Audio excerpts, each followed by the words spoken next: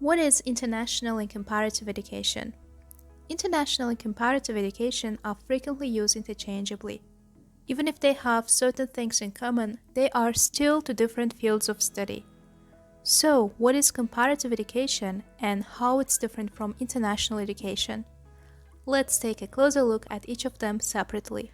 Comparative education. In order to define what the field is today, it's important to take a look into its historical development. The history of comparative education can be traced back to the 19th century, with prominent figures such as Victor Cousin, Friedrich Hirsch, Matthew Arnold, Horace Mann, and Satyajit Ray. These educationists were among the first to conduct studies comparing and analyzing aspects of education in other countries. Their reports were influential in their home countries. Matthew Arnold, for example, a well-known educational inspector in his day, frequently visited schools across continental Europe. His findings played a crucial role in shaping reforms for elementary and secondary schools in England. This interest in understanding education systems abroad has continued and expanded over time. When talking about comparative education, it's important to highlight the name of Julien de Paris, who was known as the father of comparative education. He was the first to use the term comparative education. Julien aimed to improve French education by identifying the best schools in Europe and analyzing their organizational structure, teaching methods, and successful improvements.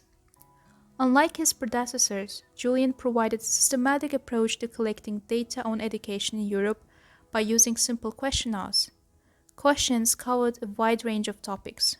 These include the number of schools, students, and teachers in proportion to population, teachers' hiring and qualifications, length of holidays, teaching methods, moral education, health and vaccination, examination content, discipline, punishments, and etc. World War II significantly shaped international and comparative education, leading to the establishment of key organizations such as the UNESCO, OECD, and the World Bank. Over the years, these and other organizations have played a key role in shaping comparative education. One of them was the first Comparative and International Education Society, which was formed in the USA in 1956. There are a number of purposes behind educational comparison.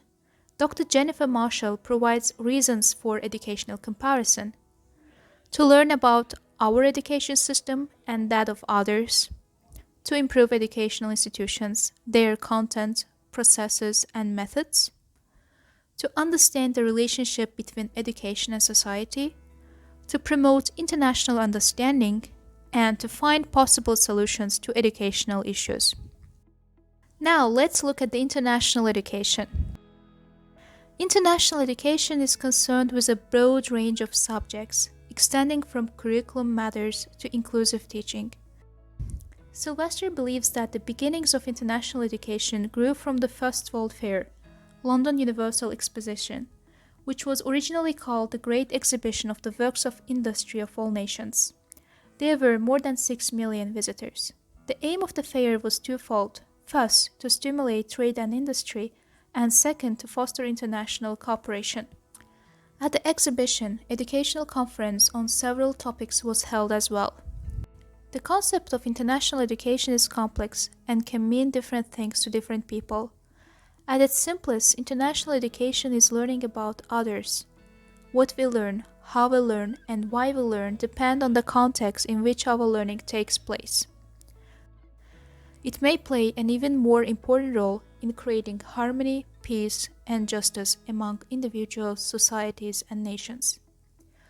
Overall, international education, depending on the context, can refer to education for global citizenship, education for sustainable development, human rights education, intercultural education, international curricula such as the IB, international schooling, international student and staff exchange, peace education, and multicultural education.